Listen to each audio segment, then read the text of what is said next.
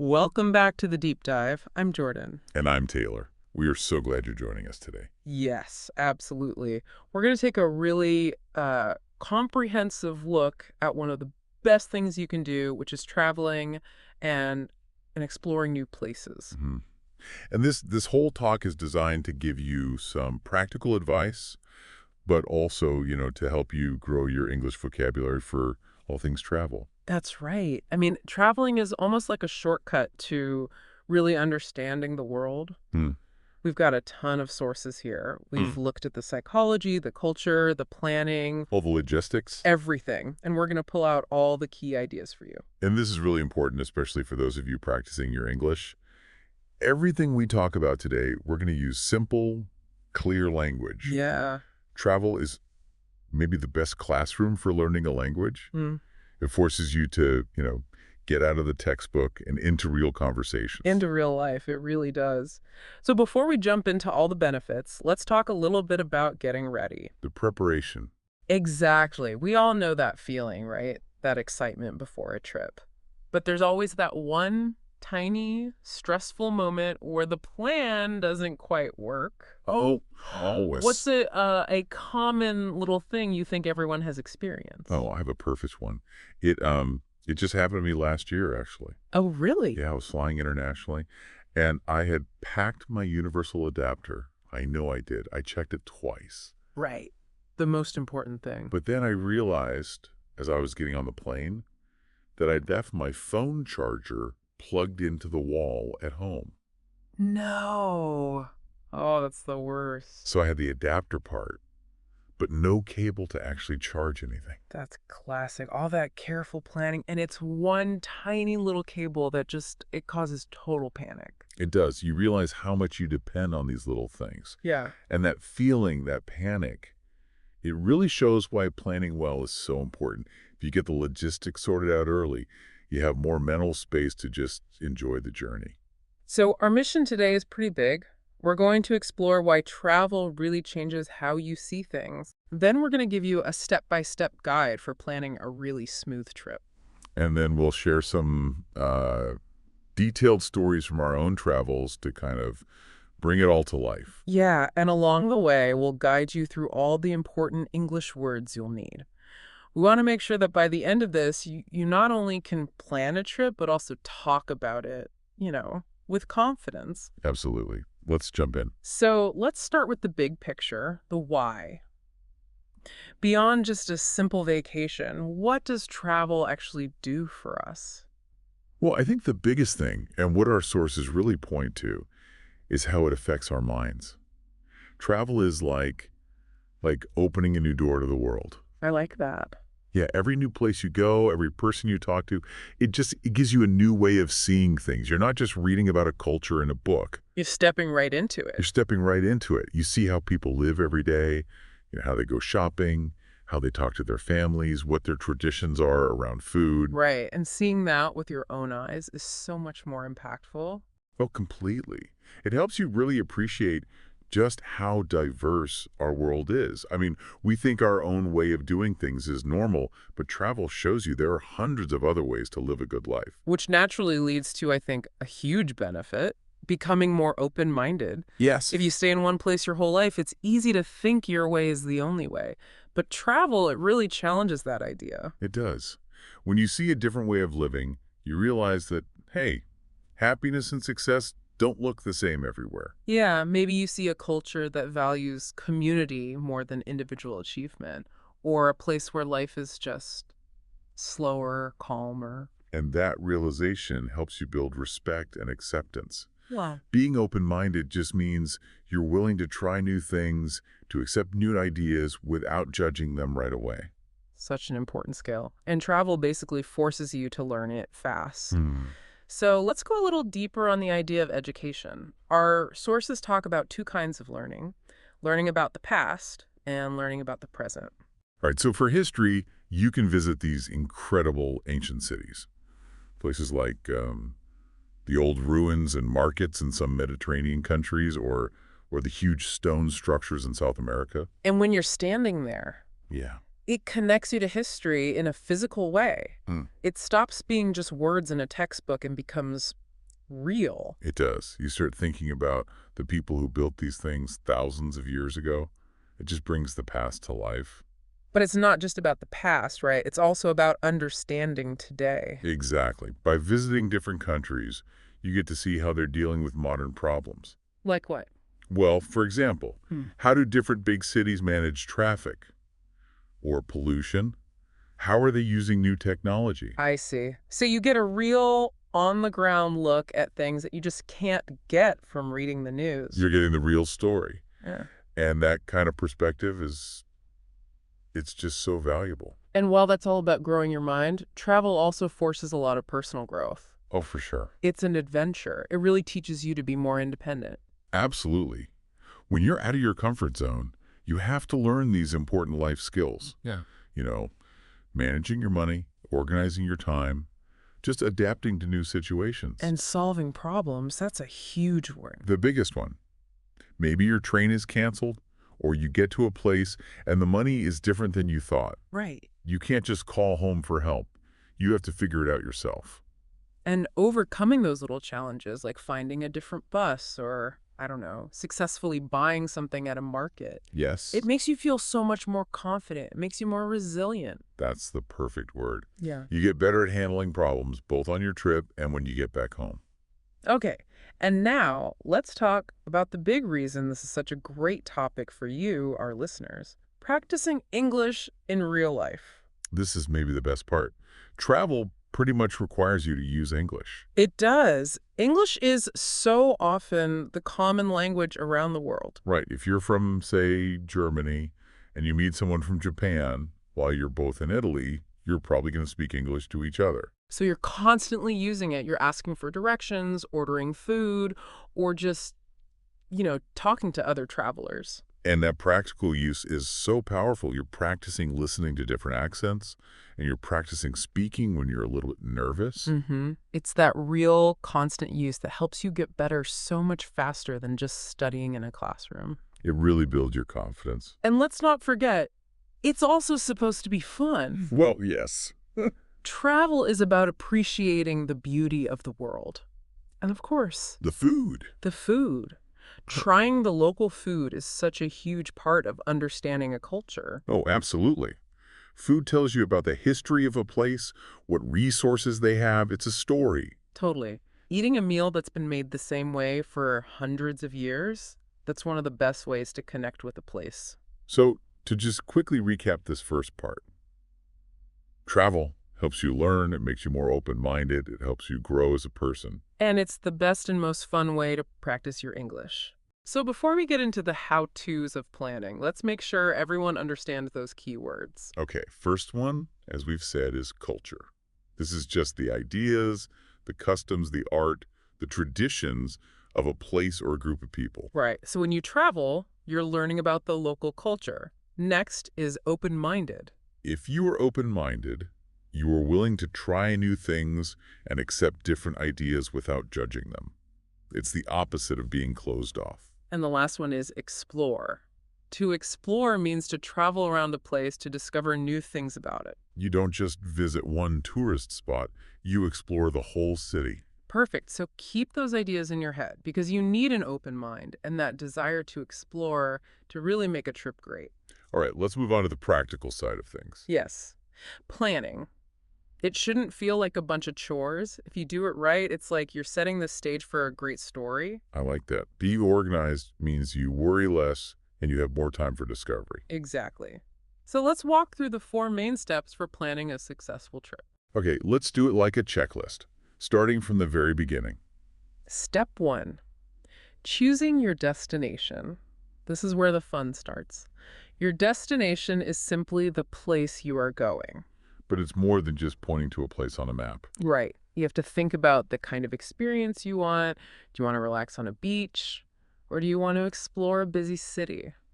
Or maybe go hiking in the mountains? So deciding on the experience first really helps you choose the right destination. And the timing is also really important. You have to think about the weather, of course, but also about the crowds and the cost. Oh yeah, traveling in the high season can be so expensive. It can.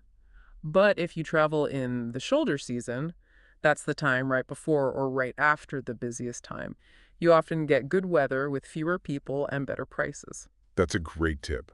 Okay, so once you have the destination, we're on to step 2, booking the essentials. This is your travel and your place to stay. Right, so tickets first, plane, train, bus, whatever it is. It's always a good idea to compare prices online. Yeah, and check different times of day. Sometimes a really early flight is much, much cheaper. And then your accommodation, that's the word we use for where you will stay. So a hotel, a hostel, a rented apartment.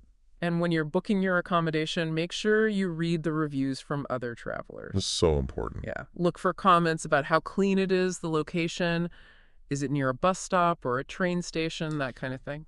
A good night's sleep in a safe place is worth paying a little extra for. For sure. And maybe the most important part of this step, the paperwork. Yes. Before you book anything you can't get a refund for, check your documents. Do you need a visa? Is your passport going to expire soon? You have to ask these questions early because getting new documents can take a long, long time. Okay, so destination, booking, what's next? Step 3, smart packing. We often just throw things in a bag, but there's a real art to packing well. We want you to learn how to pack in a smart way. It starts with a list, right? Based on the weather and what you plan to do. Exactly. And think about clothes you can wear in different ways. Layers are great for that. And things that can be casual for the day, but also look nice for the evening. And what's the number one rule? Pack the most important things first. Your passport, your tickets, your money and cards, and any medicine you need. Those have to go in first, and they have to be in a safe, easy-to-reach place. We're big fans of the pack light idea. Oh, absolutely. A smaller, lighter bag is just so much easier to carry around, especially in busy airports or on public transport. And if you're on a long trip, you don't need to pack for a month. Just pack for a week and plan to do laundry. It gives you so much more flexibility. Oh, and here's a good tip. Roll your clothes instead of folding them. Ah, yes. It saves space and they get less wrinkled. Exactly. Okay, so we're on to our last step. Step 4, planning your days and staying safe. Right, so you need a simple itinerary. That's just a basic plan for what you want to do each day. But it shouldn't be a strict minute-by-minute schedule. That's just stressful. Right, just pick 2 or 3 main things you want to see each day and plan around those. And the most important part is to leave some empty space in your plan. For what? For just having fun, for being spontaneous. The best memories often come from just wandering down a random street or sitting in a park and watching people. That's so true. Don't plan every single minute. Leave time for rest and for surprises. And we have to talk about safety. This is so important. Before you leave, you must tell a family member or a close friend your plans. Yes. Share your itinerary with them, your flight numbers, where you're staying. It's a safety net. And give them a copy of your travel insurance and some emergency numbers. That way, if they can't contact you, they know where to start looking. That's really smart. And it's also a good idea to know the local emergency number for where you're going. It's not always 911. Right. Being safe is the most important rule of travel. Okay, so we've planned the trip. Let's just go over those 3 planning words one more time. Good idea. So, destination. That's the final place you're going on your journey. Our destination is Paris.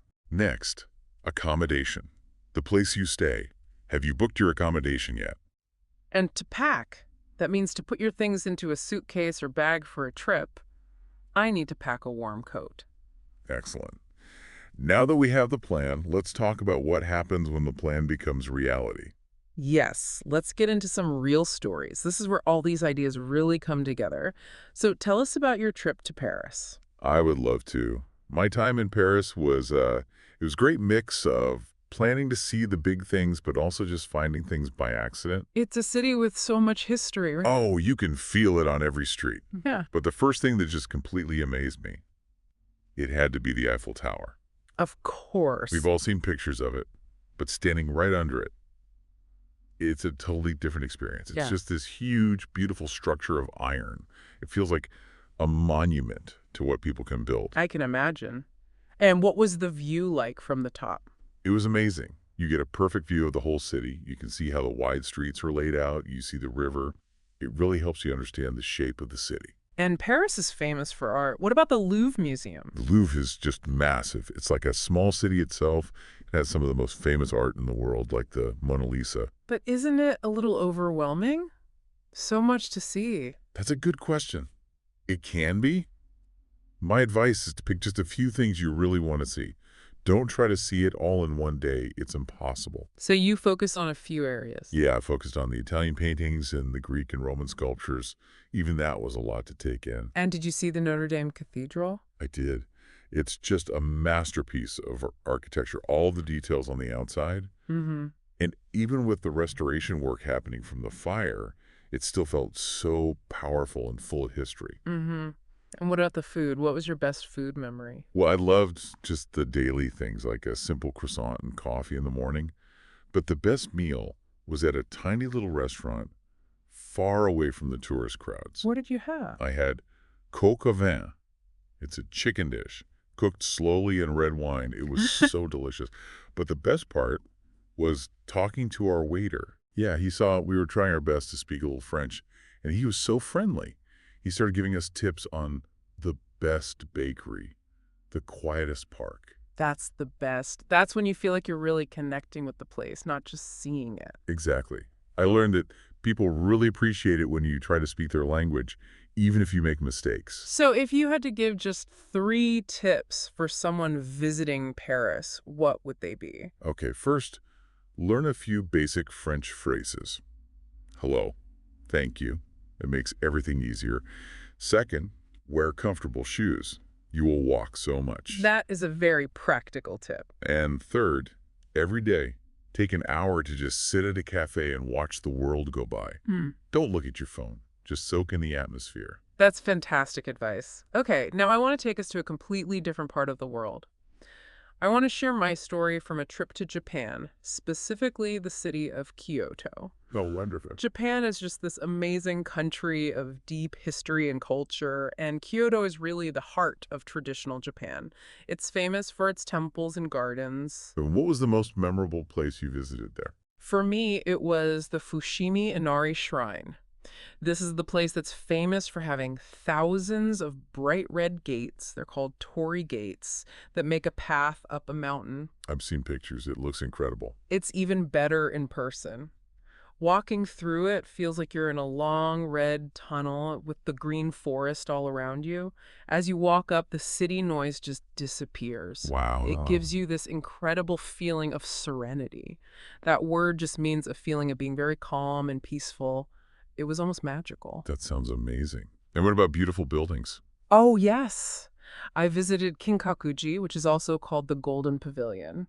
And it is truly amazing. The top 2 floors of this temple are covered in real gold leaf. And gold. Yes, so when the sun shines on it, the whole building just glows, and its reflection in the pond around it. It's just perfect. So what did you do to connect with the traditions of the culture?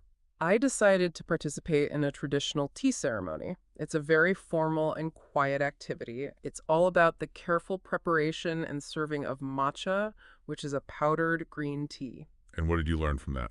It taught me about the importance of paying attention to small details and just slowing down. Right. Every movement has a purpose. It's less about drinking tea and more about appreciating the moment. And what about the food? Japanese food is famous all over the world. The sushi and the ramen were, of course, incredible, but the most unforgettable meal was a traditional kaiseki dinner. Okay, you have to explain kaiseki. That's probably a new word for a lot of our listeners. For sure. So kaiseki is not just a meal, it's a whole experience. It's a dinner with many, many small courses. The chef uses ingredients that are in season, and every little dish looks like a work of art. So the presentation is very important. It's everything. It's part of the Japanese idea of omotenashi, which is this spirit of incredible hospitality, the food, the beauty, the service. It was a complete experience. Wow. Those 2 stories really show how travel can teach us so much. Okay, let's quickly review the vocabulary from those stories. Good idea.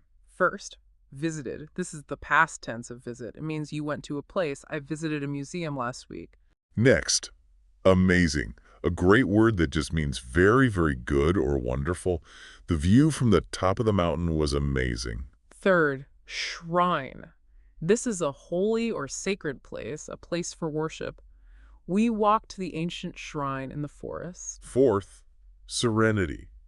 Remember, this is that feeling of being totally calm and peaceful. I felt a great sense of serenity in the garden. And finally, kaiseki. This is that special, traditional, multi-course Japanese dinner. For my birthday, we had a kaiseki dinner. Perfect. Okay, now that we're inspired, let's get back to some very important practical tips to make sure your trips are always safe and fun. Yes, we've talked about planning, but a few good habits can make all the difference. Let's go through 4 essential tips for any traveler. These are tips that work anywhere, whether you're traveling in your own country or on the other side of the world. Tip 1. Always carry a map. Now, I know what you're thinking. I have a phone.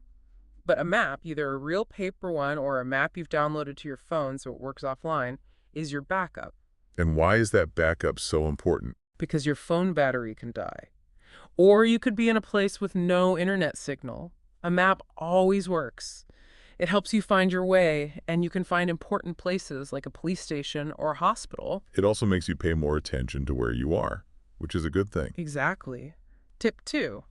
Learn the local language. You don't have to be fluent, but learning just a few simple words in the local language shows so much respect. Simple things like, hello, thank you, please. Yes, it just makes every interaction a little bit friendlier. People appreciate the effort. And in an emergency, knowing the words for help or stop can be really, really important. Absolutely. Okay, tip 3. Keep valuables safe. Your valuables are your most important items. Your passport, money, phone, credit cards. You have to protect them. So what's the best way to do that? Don't keep everything in one place. Split it up. Leave a backup credit card and a copy of your passport in your hotel room, locked up. Only carry what you need for that day. That's really smart. Yeah. And use a secure bag, one that you can wear across your body. And just be aware, don't leave your bag on a chair in a restaurant. Being careful just prevents a small mistake from becoming a big problem. All right, what's the last tip? Tip 4. Stay aware and flexible. This is more about your attitude. Pay attention to what's going on around you. Trust your feelings. If a place or a person makes you feel uncomfortable, it's okay to just leave. And what about being flexible? That goes back to the itinerary. Things will go wrong. A restaurant will be closed. A museum will have a huge line. You have to be ready to change your plan. And that's okay. Sometimes the best things happen when your original plan doesn't work out. Exactly. If the line is too long, go find a nearby park and relax. The ability to adapt and stay positive is what makes someone a really great traveler. Great tips. Before we do our practice, let's just define those last 3 words. Okay. A map. It's a drawing of an area that helps you find your way. We use the map to find the train station. Local language. This is the main language that people speak in the place you were visiting. Yeah. The local language in Mexico is Spanish. And valuables. These are your important, expensive items that you need to keep safe, like your money and your passport. I always lock my valuables in the hotel safe. Perfect. Now, let's do a little practice. We asked listeners for some questions. Someone wanted to know, besides Japan and Paris, what's a place that really impressed you? That's a good one. I think for me, it has to be Italy. I was just amazed by Rome standing in the Colosseum and thinking about all the history that happened right there. It was incredible. And what about Venice? Oh, Venice was magical. There are no cars, just boats and canals. It forces you to slow down. Getting a little lost in the narrow streets was the best part of the adventure. And the food was amazing. It sounds wonderful. For me, I think a place that really changed my perspective was hiking in the national parks in South America. Just seeing the size of nature, the mountains, the glaciers, it makes you feel very small in a good way. And one more listener question. What's one travel tip that you think people often forget? Ooh, that's a good one. I think people forget to rest and drink water. They try to do too much in one day.